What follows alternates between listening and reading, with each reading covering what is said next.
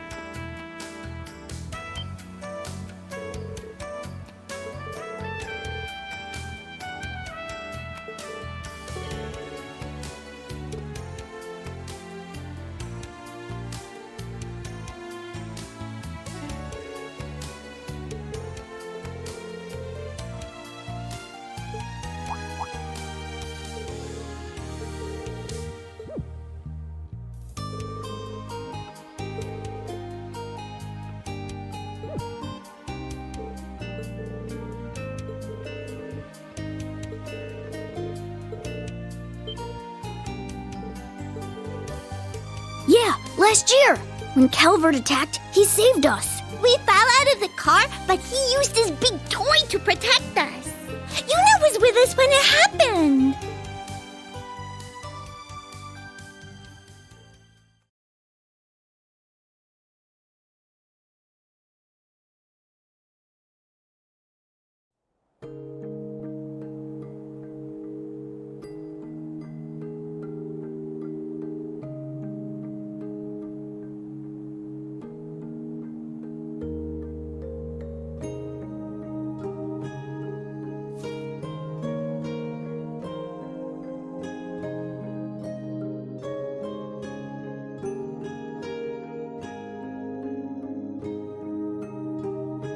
Yuna, you should at least eat some breakfast.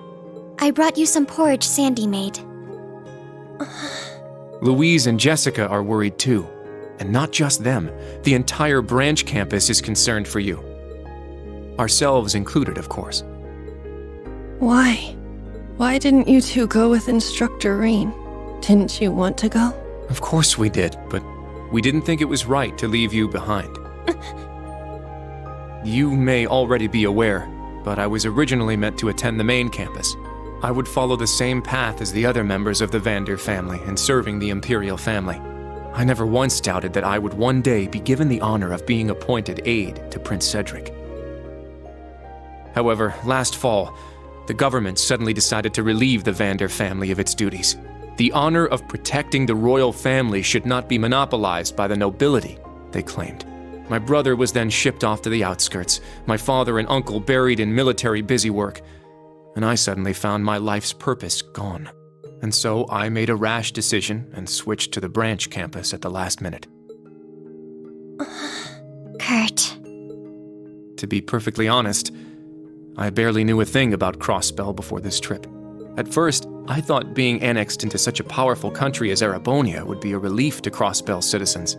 However, pride in one's home isn't that simple. Compared to the helplessness you and the people of Crossbell must feel, my troubles seem like nothing. Once I realized that, I decided I couldn't leave you here alone. I have trouble understanding why you're feeling like this, Yuna.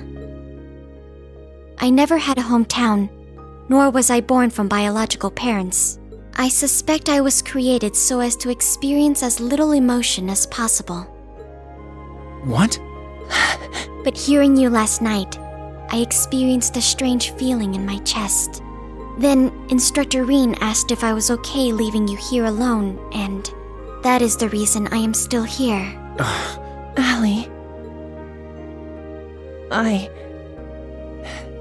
Unlike you two, I don't have a good reason for staying behind. I know what I should do. Regardless of what's going on, I just need to grit my teeth and keep moving. I know that, but my reason is just my own selfishness.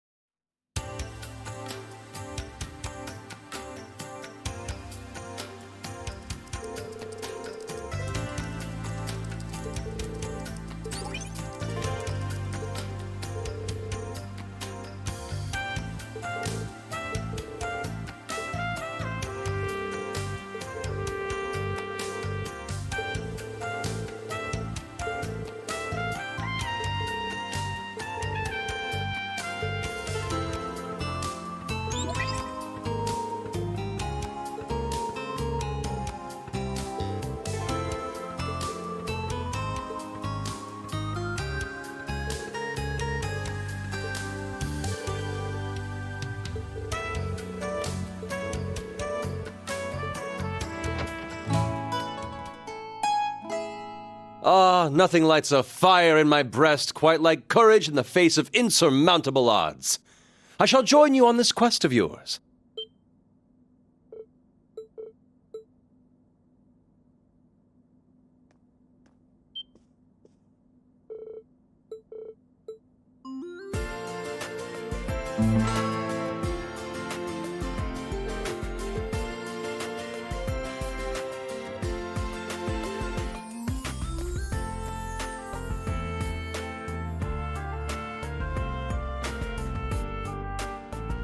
It is a pleasure to see you once more, my dear Tio. Also, I'll have you take care to say my name properly. I am the drifting poet and seeker of love, Olivier. It wouldn't do for passer-by to mistake me for the famed debaucherous Prince of Erebonia. Now would it?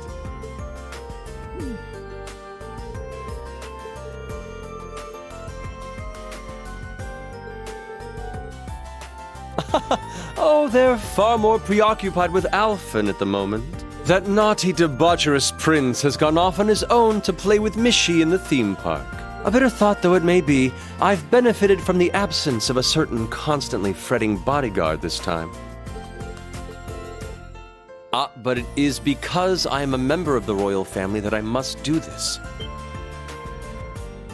You see, my position prevents me from speaking out on behalf of Crossbell. Thus, I've no other choice but to turn to action this day. Otherwise, I would not be able to face the people of Crossbell I have come to know and love.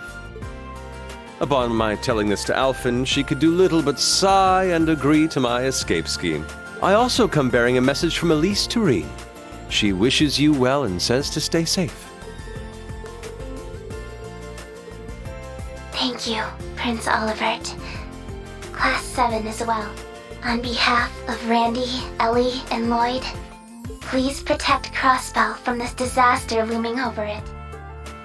Yes! Yeah!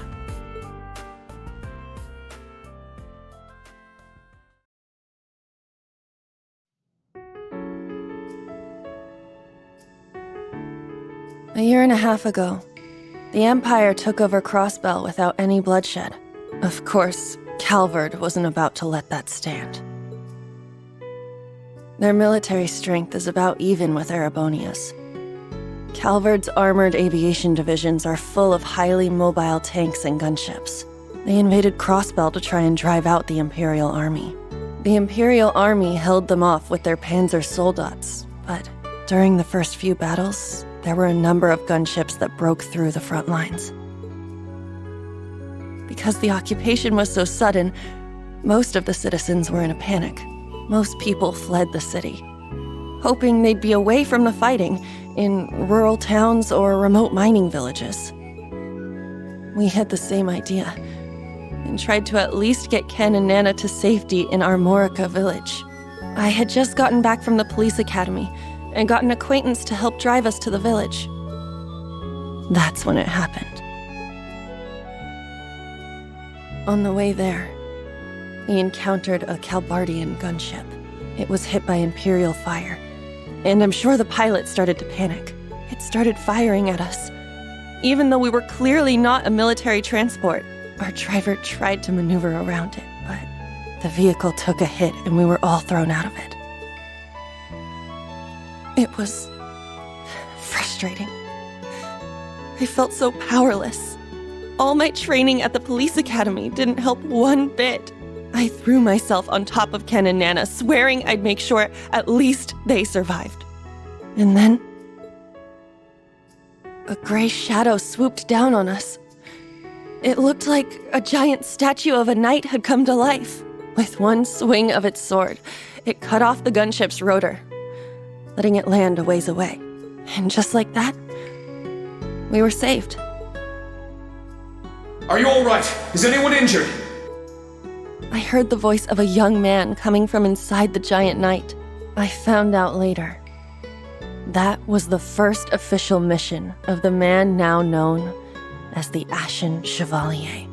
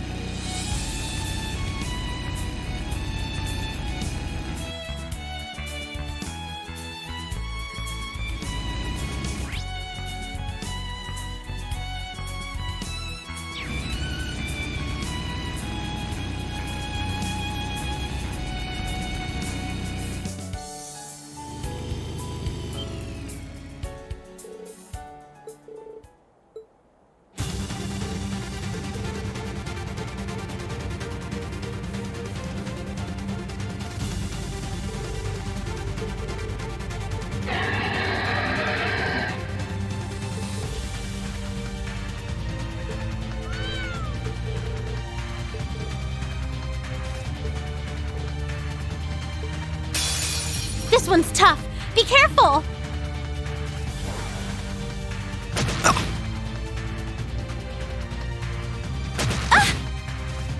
Yes!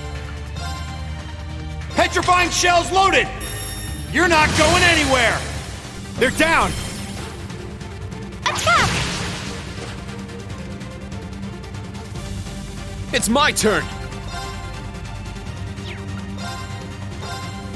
Crimson Slash! It's down! It's mine! It's my turn! Dark Blade. Please! Now! Everyone, please help! Got it! Leave it to Leave me! it to me! Ah! Yeah. My turn. Go up in flames! Fire! Now! An opening! Let's go! Crimson Slash! It's down! It's mine! Yes!